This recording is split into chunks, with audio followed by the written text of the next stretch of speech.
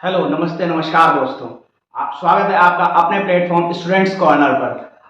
हम लोगों ने लास्ट वीडियो में आधुनिक भारत के इतिहास की बात करते हैं, मॉडर्न हिस्ट्री की बात कर रहे थे। तो अगर मॉडर्न हिस्ट्री में आगे हम लोग बढ़े तो हम लोग लास्ट में एओ ह्यूम तक पहुंच गए थे। तो एओ ह्यूम से हम लोग आज स्टार्ट करते हैं। एओ ह्यूम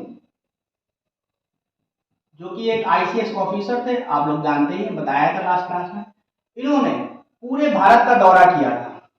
इन्होंने पूरे भारत का दौरा किया था और यहाँ पर जो था आपका कोलकाता था, जिसे उस समय कलकत्ता कहते थे।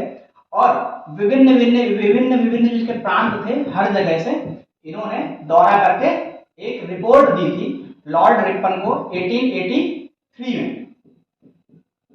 एक रिपोर्ट दी थी जिसमें इन्होंने लॉर्ड रिपन से कहा था, जिसमें एओ ह्यूम ने लॉर्ड रिपन से कहा था, जो उस समय के वाइसराय थे भारत के, उनसे ये कहा था कि जो अलग अलग प्रांतों में आपके ब्रिटिश शिक्षित भारतीय हैं, ब्रिटिश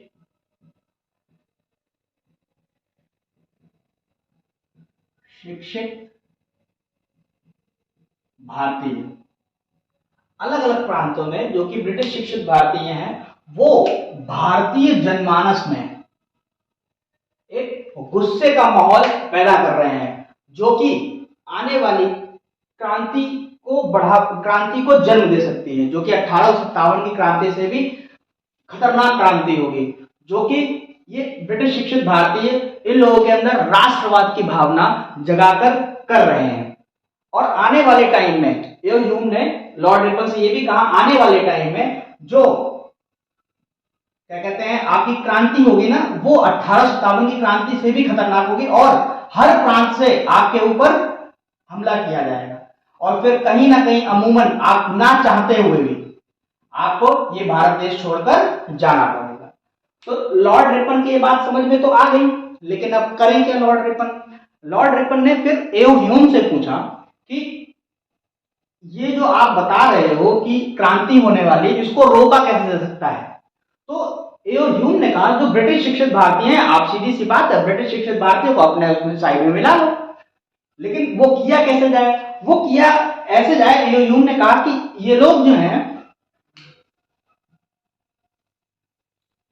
इन लोगों की महत्वाकांक्षा है राजनीति, महत्वाकांक्षा है राजनीति। ये लोग राजनीति करना चाहते हैं, ये लोग नेता बनना चाहते हैं, लीडर बनना चाहते हैं।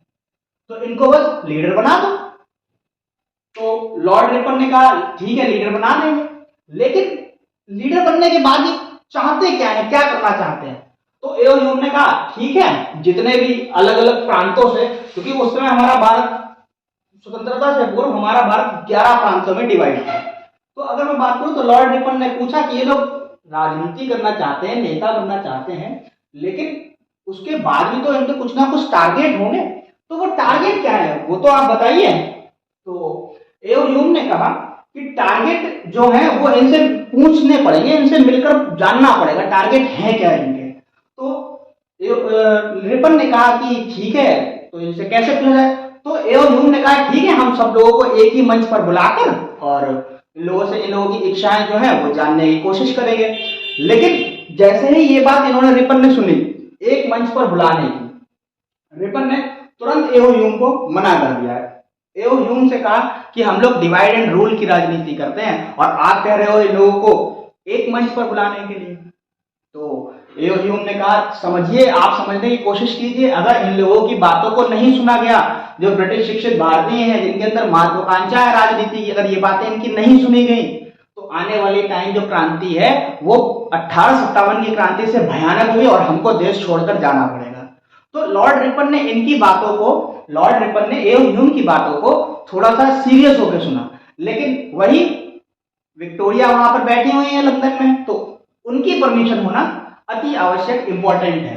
तो एओ ह्यूम 1883 में गए, 1883 के लास्ट में एओ ह्यूम गए वहां लंदन और विक्टोरिया से मुलाकात की महारानी से, महारानी को बातें बताई। महारानी को बातें बताने के बाद महारानी ने यही कहा आप बिल्कुल मुंह बंद करके भारत चले जाइए, इनकी मतलब वहां पर एक बात नहीं सुनी गई।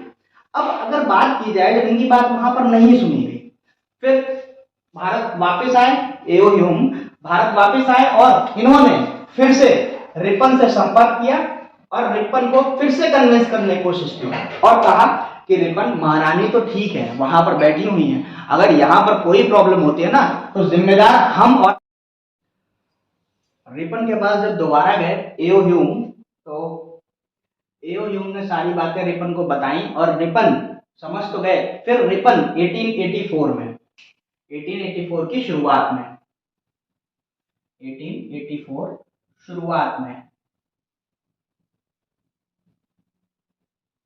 शुरुआत में रिपन गए फिर दोबारा महारानी के पास।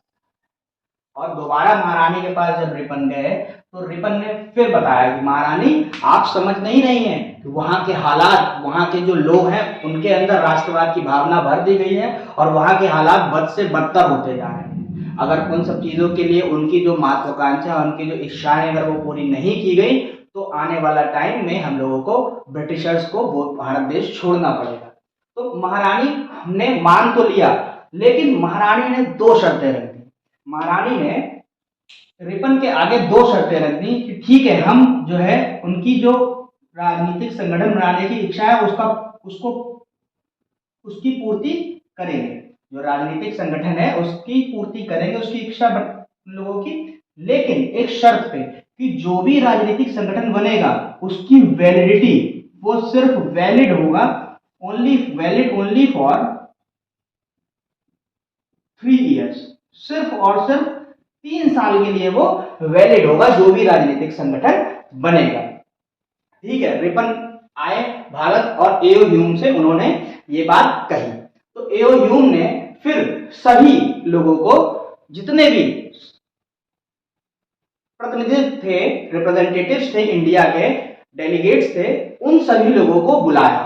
और बुलाया कहां, अगर मैं बताऊं तो एओ ह्यूम ने 1884 में, एओ ह्यूम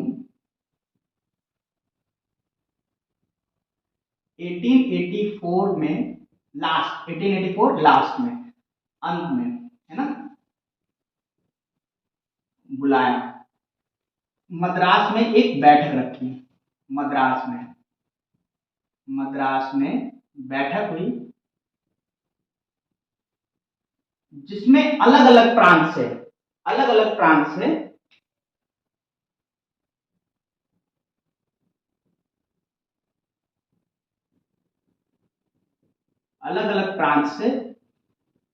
27 प्रतिनिधि, ये याद रखने वाली बात है कि 27 प्रतिनिधि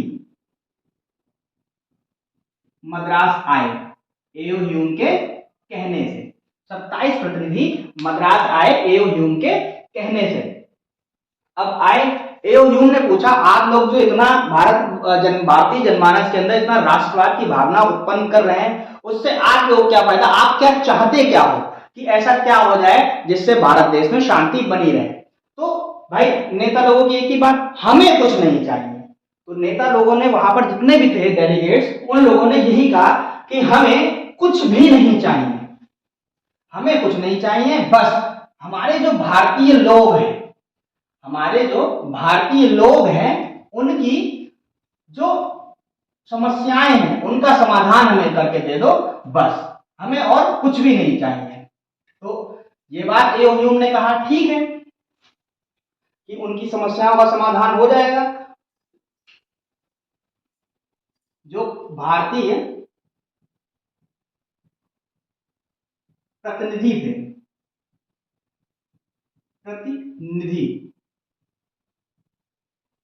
27 थे, उनसे पूछा कि आप लोगों को क्या चाहिए, तो उन्होंने सिर्फ एक ही बात कही कि हमें कुछ नहीं चाहिए, हमें कुछ नहीं चाहिए, बस हमारे देश वासियों की समस्त देशवासियों की समस्त परेशानियां दूर हो जाए, परेशानियां दूर हो जाए, समाधान चाहिए।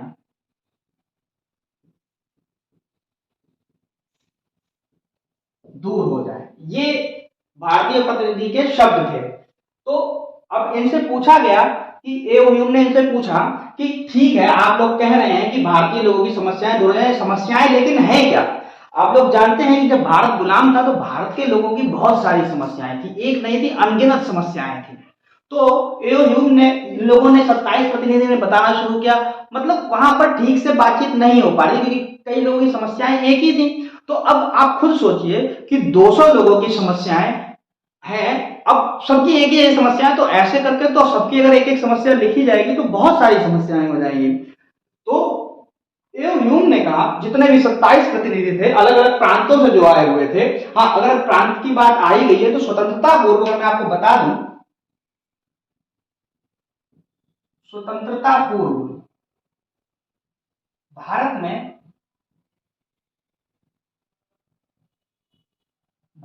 11 प्रांत हुआ करते थे, 11 प्रांत हुआ करते थे।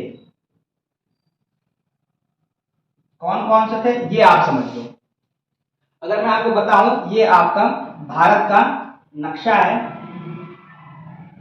तो यहां से अगर शुरुआत करें तो यहां पर तो आप जानते ही हैं कि मध्य प्रांत होता है, बीच में आपका मध्य प्रांत, मध्य प्रांत, यहां पर आपका संयुक्त प्रांत, संयुक्त प्रांत, संयुक्त प्रांत के नीचे उस समय हो गया था स्वतंत्रता पूर्व एक बिहार प्रांत, बिहार के बाद बंगाल प्रांत, बंगाल के बाद यहां पर असम प्रांत, असम प्रांत के बाद अगर हम बात करें नीचे यहां पर उड़ीसा प्रांत, उड़ीसा के नीचे अगर हम लोग बात करें तो यहां पर था मद्रास, यहां पर आपको देख नहीं रहा होगा, थोड़ा सा ऊपर लिख देते हैं, यहां पर आपका था मद्रास प्रांत। मद्रास के बाद अगर हम बात करें तो यहां पर था मुंबई या बॉम्बे, उस समय बॉम्बे था, तो बॉम्बे प्रांत। बॉम्बे के बाद अगर हम लोग बात करें तो यहां पर था आपका बलूचिस्तान सिंध, यहां पर सिंध प्रांत था। उसके बाद अगर हम यहां पर बात करें तो पश्चिमोत्तर प्रांत, पश्चिमोत्तर वही जहां पर वो लाल कुर्ती आंदोलन चला था। और पश्चिमोत्तर प्रांत के बाद अगर हम यहां पर बात करें तो पंजाब प्रांत था। ठीक है, अगर आप काउंट करोगे तो 1 2 3 4 5 6 7 8 9 10 11 पूरे 11 प्रांत थे स्वतंत्रता पूर्व। ये उनकी ये लिस्ट रही और कहां कहां पर लोकेटेड थे वो इस तरीके से यहां पर लोकेटेड थे। तो अगर हम प्रांतों की बात करें तो जो 27 प्रांत से अलग अलग प्रतिनिधि आए थे उन सबसे ह्यूम ने ये कहा कि ठीक है, आप लोगों की समस्याएं अनगिनत हैं, आप लोग जाइए, आज से ठीक 1 साल बाद आप लोग जाइए, एक बार आप स्क्रीनशॉट अगर लेना चाहें तो ले सकते हैं, अगर आप लोग स्क्रीनशॉट लेना चाहें तो ले सकते हैं। और फिर ह्यूम ने ये कहा कि आप लोग जाइए अपने अपने प्रांत में और वहां की जो भी जनता है, वहां की जो भी जनता है, उस जनता की प्रॉब्लम्स जो भी हैं, जो भी समस्याएं हैं, उन सब समस्याओं को लिखकर लाइए और ठीक आज से 1 साल बाद, जो कि 1884 के लास्ट में दिसंबर नवंबर दिसंबर में हुई थी, ठीक 1 साल बाद हम लोग फिर से पूना में मिलेंगे। जो 1884 की बैठक हुई थी और उसमें 1884 की बैठक में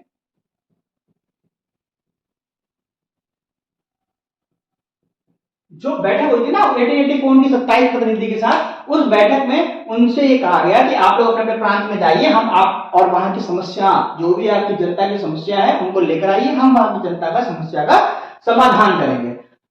और हम आपके लिए एक जो भारतीय राष्ट्रीय कांग्रेस है, वो पहले भारतीय राष्ट्रीय कांग्रेस नहीं थी, तो 1884 में उन लोगों के लिए बैठक में संघ का निर्माण हुआ, संघ बनाया गया,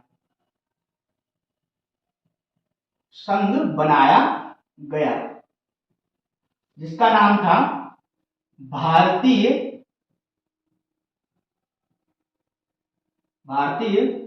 राष्ट्रीय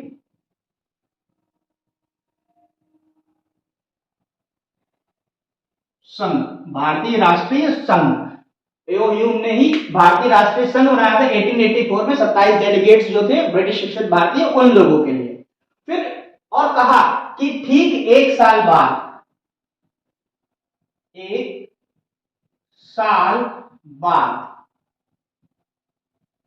हम सभी एक साल बाद पूना में बैठक करेंगे, पूना में बैठक, एक साल बाद पूना में बैठक करेंगे। लेकिन ठीक एक साल बाद जब आया दिसंबर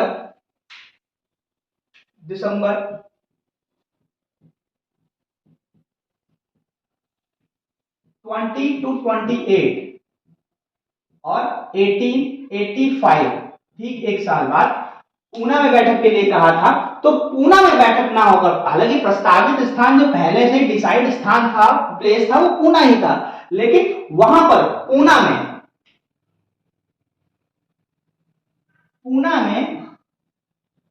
प्लेग महामारी फैल गई, प्लेग महामारी फैली, जिसकी वजह से पूना का स्थान कैंसिल हो गया। जितने भी डेलीगेट्स थे उन सब ने पूना में बैठक करने से मना कर दिया। अब जो नया स्थान बना, बैठक का नया स्थान,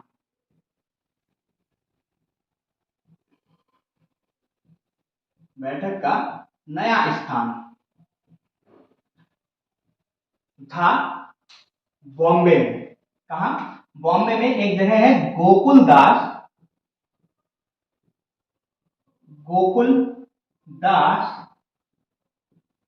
तेजपाल संस्कृत महाविद्यालय, गोकुलदास तेजपाल संस्कृत महाविद्यालय, बॉम्बे।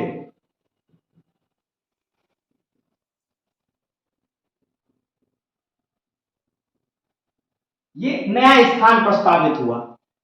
अगर बात की जाए तो ये, इसको हम लोग फर्स्ट अधिवेशन भी बोल सकते हैं भारतीय राष्ट्रीय कांग्रेस का, फर्स्ट अधिवेशन भी कह सकते हैं हम लोग, फर्स्ट सेशन ऑफ आईएनसी, पहला अधिवेशन आईएनसी का, जो 1885 में दिसंबर में हुआ है। तो 20 से 28 दिसंबर को सब लोग इकट्ठे हुए, लेकिन पूना में प्लेग महामारी फैली हुई थी, तो पूना का स्थान कैंसिल करके नया स्थान बनाया गया, गोकुलदास तेजपाल संस्कृत महाविद्यालय, बॉम्बे। अब जितने भी थे डेलीगेट्स जो अलग अलग प्रांतों से आए हुए थे, वो सब कहां इकट्ठे हुए? गोकुलदास तेजपाल संस्कृत महाविद्यालय, बॉम्बे में। फिर इन लोगों को क्या किया गया? 20 से 26 दिसंबर, जो आपकी ये डेट है 20 to 28 दिसंबर, इन सब में से 20 से 26 दिसंबर तक अगर मैं बात करूं तो इस डेट से इस डेट तक सिर्फ और सिर्फ भारतीय राजनेता लोगों ने आपस में, भारतीय राजनेता लोगों ने आपस में बैठक की।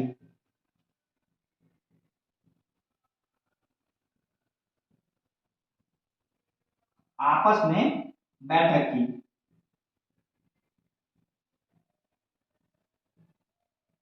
अब बैठक आपस में क्यों की पहले?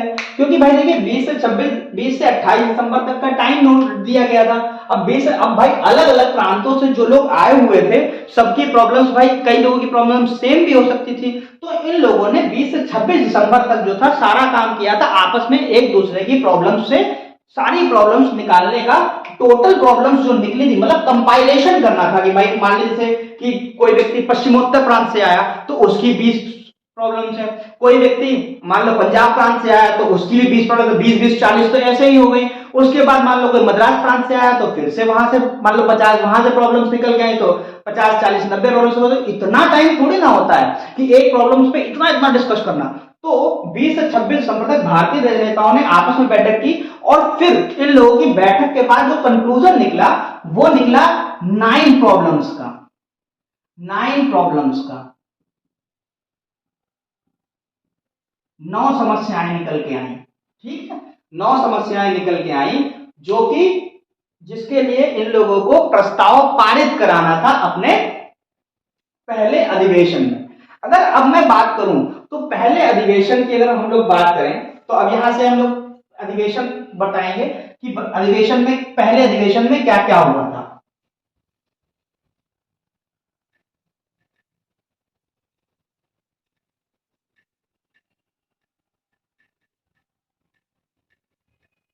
पहले अधिवेशन में क्या क्या हुआ था। तो पहले अधिवेशन की अगर हम लोग बात करें तो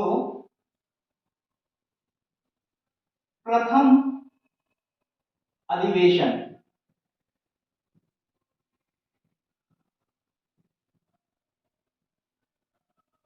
भारतीय, अभी ये भारतीय राष्ट्रीय संघ ही है, अभी ये भारतीय राष्ट्रीय कांग्रेस नहीं बना, भारतीय राष्ट्रीय, लेकिन हम लोग भारतीय राष्ट्रीय कांग्रेस लिखेंगे यहां पर क्योंकि कांग्रेस का जन्म इसी ईयर से हो गया था, तो इसीलिए अभी हम ये भी बताएंगे कांग्रेस कैसे बना, इसका नाम कांग्रेस, भारतीय राष्ट्रीय कांग्रेस, इसका नाम कैसे पड़ा, अभी ये भी बताएंगे।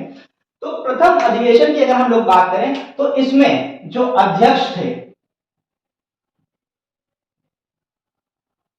जो अध्यक्ष थे वो थे WC बनर्जी, व्योमेश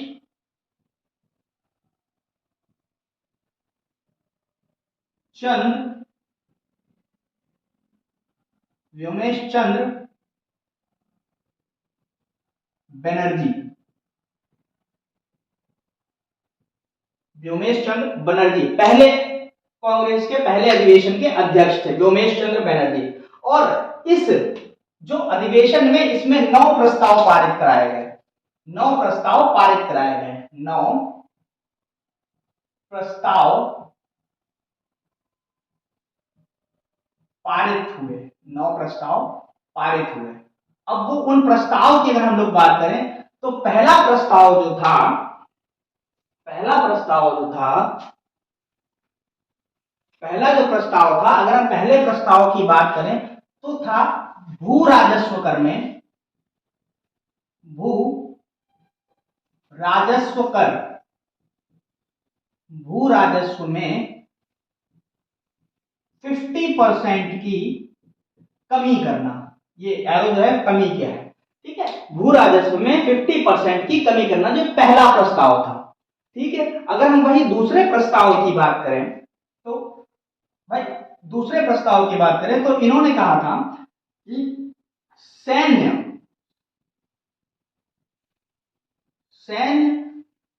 व्यय, जो सैनिकों पर व्यय होता था, सैन्य व्यय में 50% की कमी करना। भाई सैन्य व्यय में 50% की कमी इसलिए इन्होंने कहा था, भू राजस्व कर तो समझ में आता है, सैन्य कर, सैन्य में इसलिए इन्होंने कहा था व्यय में 50% की कमी करना क्योंकि भाई भारतीय लोगों से कर लिया जाता था। ठीक है, भारतीय लोगों से कर लेने के बाद अपने, अब ब्रिटिशर्स का तो ये हमारे ही देश पे थोड़ा ना उस समय कब्जा था, कई देशों को इन्होंने गुलाम बना रखा था, तो हम लोगों से कर्जा, हम लोगों से कर वसूल के दूसरे देशों के ऊपर भी अपनी सैनिकों के ऊपर खर्चा करते थे, एक से एक अपडेटेड वेपन्स लेकर आते थे और अपने सैनिकों के ऊपर अच्छे से उनके खान पान करते, तो वो सब खर्चा भी इसी में होता था।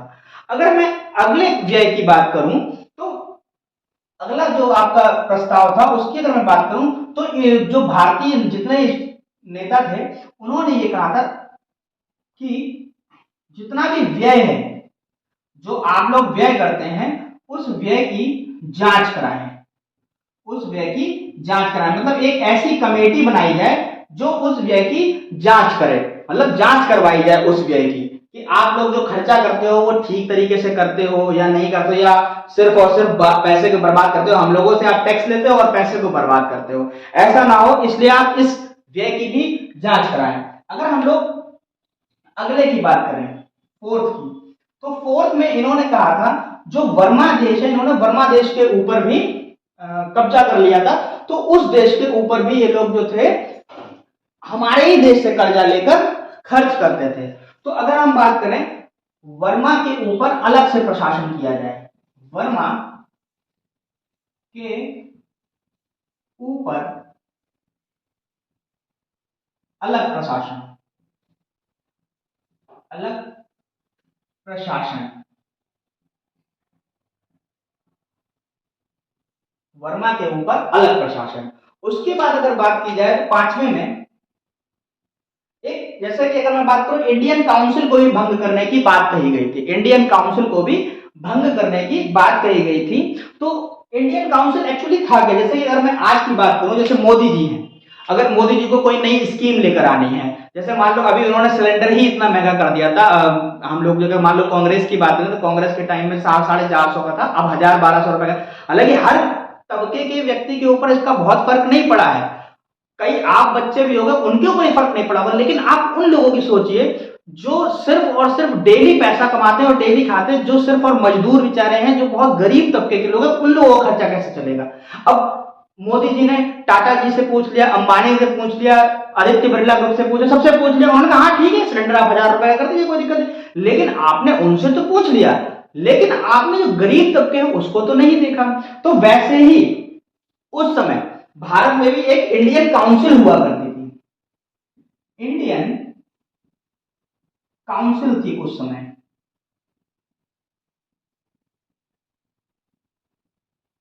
इंडियन काउंसिल को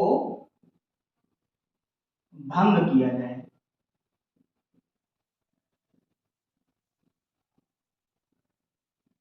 उस समय भारत में ऐसी ही एक इंडियन काउंसिल थी। इंडियन काउंसिल में टोटल उस समय 12 मेंबर्स हुआ करते थे, 12 मेंबर्स थे इंडियन काउंसिल में। तो उन्हीं से पूछकर अंग्रेज लोग जो थे नए नए कानूनों को बना देते थे और भारतीय लोगों के ऊपर थोप देते थे। हालांकि इंडियन काउंसिल में अगर मैं बात करूं तो बड़े बड़े जमींदार हुआ करते थे, मनसबदार थे और आपके सूबेदार लोग थे, ये सब इसमें आते थे, मतलब जो रईस लोग थे उस समय, उस टाइप के लोग इंडियन काउंसिल में आते थे। तो जो हमारे भारतीय नेता थे उन लोगों ने इसको भी भंग करने की डिमांड करी गई थी। अगर मैं नेक्स्ट की बात करूं, अगर मैं नेक्स्ट प्रस्ताव की बात करूं, ये 9 प्रस्ताव ही लिखवा रहे हैं, 9 प्रस्ताव में आपके 5 हो चुके हैं। अगर मैं नेक्स्ट प्रस्ताव की बात करूं 6 नंबर के, तो उन्होंने ये कहा था कि भारतीयों को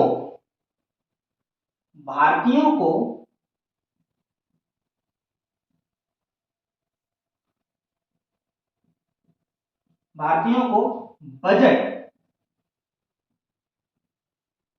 में चर्चा करने दी जाए, चर्चा करने दी जाए। भाई भारत में बजट जो है वो बनाया जा रहा है भारतीय लोगों के लिए। अब अगर भारतीय लोगों के लिए जो बजट बनाया जा रहा है वो बजट अगर उनके ही काम नहीं आएगा तो फिर कैसे काम चलेगा। इसीलिए उन्होंने सीधे सीधे कहा कि हमें भारतीयों को उसमें बजट की चर्चा में शामिल किया जाए। उसके बाद अगर हम नेक्स्ट उसकी बात करें तो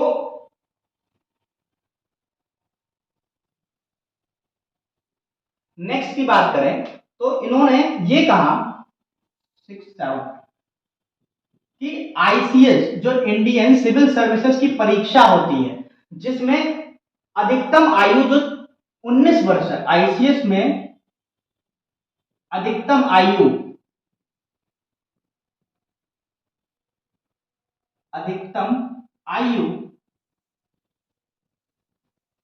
को बढ़ाकर 19 वर्ष से 23 वर्ष 23 वर्ष की जाए। दरअसल अंग्रेज लोग चाहते ही नहीं थे कि भारतीय लोग जो हैं वो आईसीएस ऑफिसर बने। होता क्या था कि भाई अंग्रेज लोग अपनी नई नई जो पॉलिसीज थे वो लेके आते थे, उन्हें ये लगता था कि हम लोग आपस में बैठक करते हैं और हम लोग कहेंगे इंडियंस को ऐसे मानना है वैसे मानना है। तो जो इंडियन स्टाइल का जो इंडियन ऑफिसर बना हुआ होगा वो क्यों इस चीज को सपोर्ट करेगा, है ना, वो इस चीज को क्यों सपोर्ट करेगा। इसलिए वो लोग जो थे एज को बहुत कम, इंडियंस के लिए एक्चुअली एज जो थी इंडियंस के ही लिए थी। वहां के लोग तो जब चाहे तब आईसीएस ऑफिसर बनकर हम लोगों पर कब्जा करने आया थे। तो 19 वर्ष से बढ़ाकर 23 वर्ष की मांग की गई थी। उसके बाद जितने भी, जैसे कि अगर मैं बात करूं, नेक्स्ट जो आपका बनता है प्रस्ताव, वो प्रस्ताव ये है कि जितने भी प्रस्ताव हैं, जितने भी प्रस्ताव पारित हों,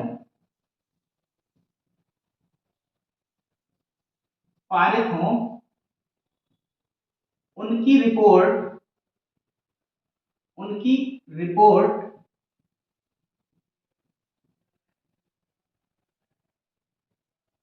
अलग अलग राजनेताओं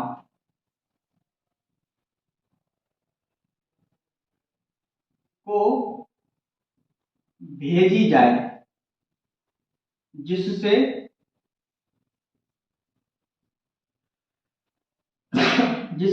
वो इसका क्रियान्वयन कर सकें,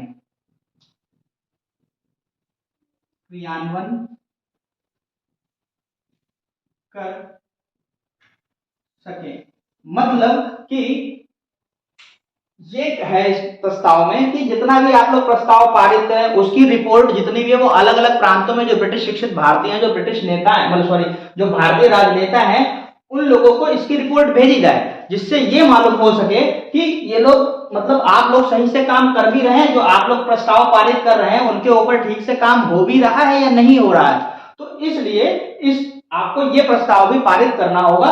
तो आपके ये मेन तो 8 प्रस्ताव हो गए। उसके बाद जो नवे प्रस्ताव की अगर हम बात करें, तो जो 9th प्रपोजल था वो ये था कि इन लोगों ने 1 साल पहले ही नेक्स्ट सेशन की जो प्लेस थी वो डिसाइड कर दी थी, क्योंकि इन लोगों को नहीं मालूम था, हो सकता है आज अंग्रेज खुश हैं, आज इन लोगों ने जो संघ है उसको बनाने की परमिशन दे दी, कल को ये लोग नाराज हो जाए और हम लोगों को नेक्स्ट बैठक भी ना करने दे। तो इसीलिए इन लोगों ने नेक्स्ट ईयर की, जो अगले साल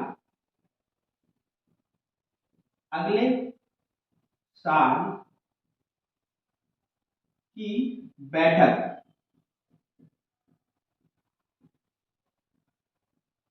की जगह कलकत्ता सुनिश्चित, अगले साल की बैठक की जगह कलकत्ता सुनिश्चित की जाए। तो ये इनके जो टोटल है 9 प्रस्ताव थे। तो पहला प्रस्ताव था भू राजस्व में 50% की कमी, मतलब जो लैंड रेवेन्यू हुआ करता था उसमें 50% की कमी की जाए। जो सैन्य शक्ति थी इन लोगों की उस पर व्यय में 50% की कमी की जाए। व्यय ये लोग जो है अपने कामों के लिए जो हम लोगों से कर लेते थे, टैक्स लेते थे, उसमें जो खर्चा है वो लोग अननेसेसरी तो नहीं करना, तो उसकी व्यय की भी जांच की जाए। बर्मा जो देश था, सॉरी ये बर्मा होगा, बर्मा जो देश था उसके ऊपर, बर्मा वही म्यांमार जहां आज या रंगून है, बर्मा के ऊपर जो अलग प्रशासन की नीति लाई जाए। मतलब कि अगर बात करें तो बर्मा जो देश है उसके ऊपर अलग प्रशासन किया जाए, क्योंकि इन लोगों ने नया नया ही वहां पर लिया था, बर्मा में नया नया ही उस पर कब्जा किया था, और बर्मा में इतने रिसोर्सेज है नहीं, ना इतनी वहां पर इनकम है कि वहीं के टैक्स से वहीं के ऊपर खर्चा किया जाए। तो ये लोग क्या करते हैं, भारतीय टैक्स से जो था वहां के लोगों के ऊपर टैक्स लेकर वहां के लोगों के ऊपर खर्चा करते थे। तो इसीलिए इसके लिए प्रस्ताव किया था बर्मा के ऊपर अलग प्रशासन किया जाए। इंडियन काउंसिल जो है उसको भंग किया जाए। भारतीयों को बजट में चर्चा करने दिया जाए।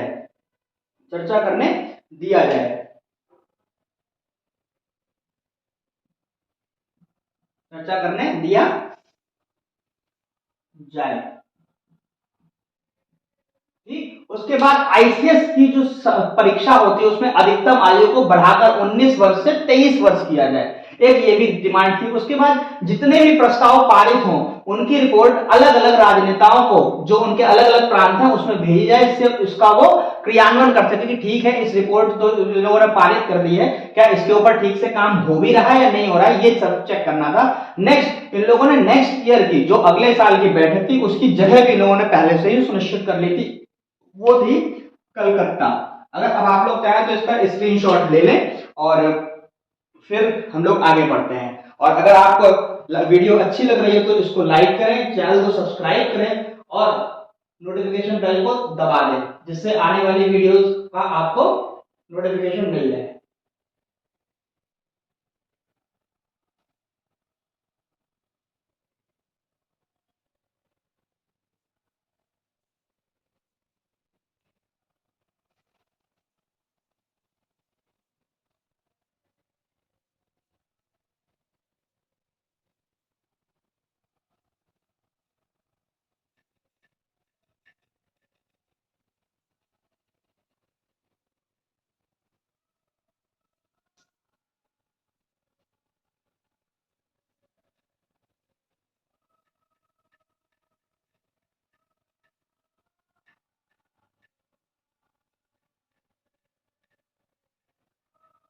अब हम लोगों ने मेन मेन बात तो इस अधिवेशन की कर ली।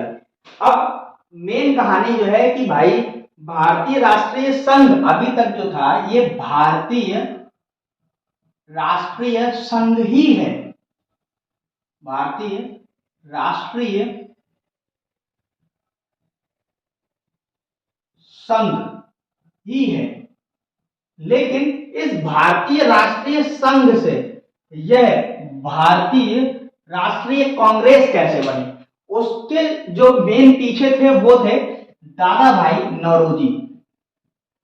दादा भाई नौरोजी, इनके पिताजी गुजरात में बहुत बड़े कपास के व्यापारी हुआ करते थे। नौरोजी, जो दादा भाई नौरोजी के पिताजी हैं, इनके पिताजी जो थे वो गुजरात में कपास के उद्योग के बहुत बड़े व्यापारी हुआ करते थे। दादा भाई नौरोजी ने ही ये प्रस्ताव दिया, दादा भाई नौरोजी ने ही ये प्रस्ताव दिया कि इसका नाम, भारतीय राष्ट्रीय कांग्रेस का नाम बदलकर भारतीय राष्ट्रीय संघ का नाम बदलकर भारतीय राष्ट्रीय कांग्रेस कर दिया जाए। तो इन्हीं की अनुशंसा पे यह अनुमोदन किया गया, भारतीय राष्ट्रीय कांग्रेस। इसीलिए कहा जाता है कि भारतीय राष्ट्रीय कांग्रेस जो है वो 1885 में बनी। 28 दिसंबर 1985 को यह बनी भारतीय राष्ट्रीय कांग्रेस। अब भारतीय राष्ट्रीय कांग्रेस तो बन गई, लेकिन इसमें एक रूल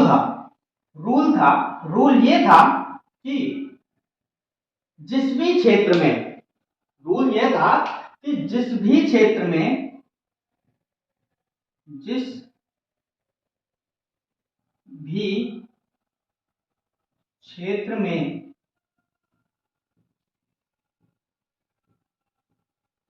ये बैठक होगी,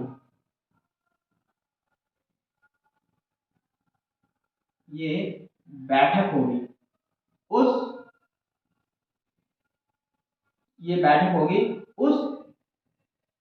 क्षेत्र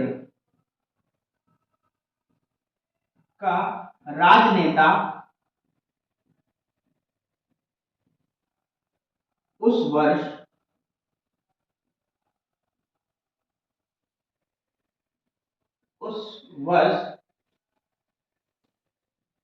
भारतीय राष्ट्रीय कांग्रेस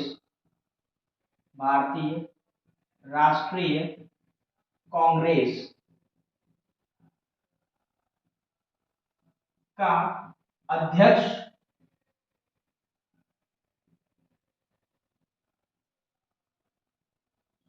नहीं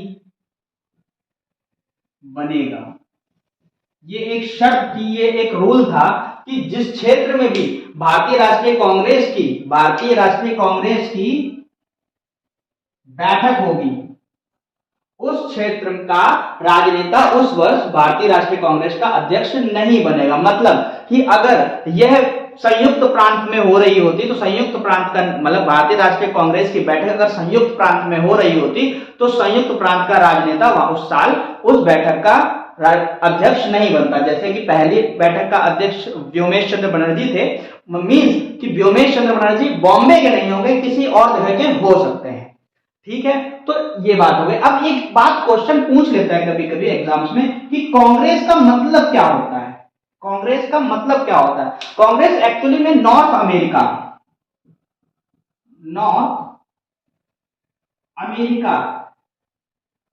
में प्रचलित वर्ड था,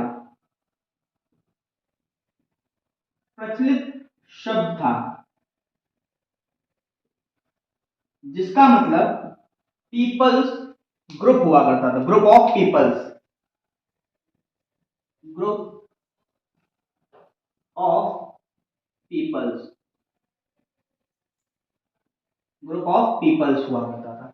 ये नॉर्थ अमेरिका का शब्द था, मतलब उत्तरी अमेरिका का।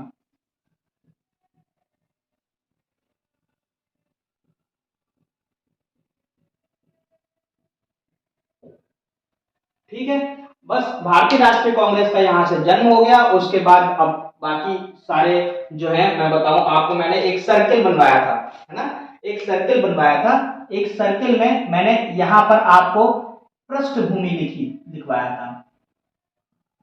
तो अगर मैं बात करूं तो यह पृष्ठभूमि जो है पूरी भारतीय राष्ट्रीय कांग्रेस की यही है कि भारतीय राष्ट्रीय कांग्रेस का विचार कहां से आया, एओ ह्यूम ने कैसे किया, सारी कहानी आपकी यही है पूरी। उसके बाद जो है लास्ट में यही होता है। अब हम लोगों ने पृष्ठभूमि कर लिया, उसके आगे नेक्स्ट टॉपिक नेक्स्ट वीडियो में देखेंगे। अगर आपको वीडियो पसंद आई है तो प्लीज लाइक करें, चैनल को सब्सक्राइब करें और न्यू वीडियो के लिए बेल आइकन को दबा दें, जिससे आपके पास सही समय पर नोटिफिकेशन पहुंच जाए। Okay, thank you.